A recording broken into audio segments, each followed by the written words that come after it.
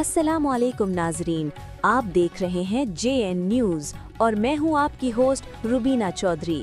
سب سے پہلے نظر ڈالتے ہیں آج کی اہم خبروں پر۔ بہاولپور سے محمد شاہد کی رپورٹ کے مطابق وزیر اعلیٰ پنجاب کی ویژن منشیات اور اسلحہ ناجائز سے پاک پنجاب اور inspector general of police Punjab کے احکامات کی روشنی میں DPO رانا عبدالوہاب کی طرف سے جرائم پیشہ افراد کے خلاف جاری مہم میں بڑی کامیابیاں ملنے کا سلسلہ جاری ہے۔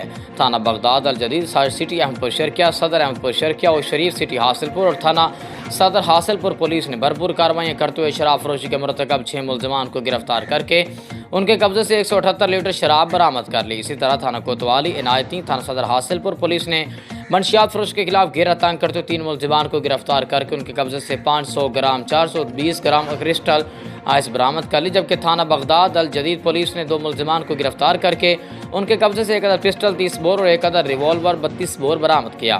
گرفتار ملزمان کے خلاف علیحدہ مقدمہ درج کر کے تفتیش شروع کر دی۔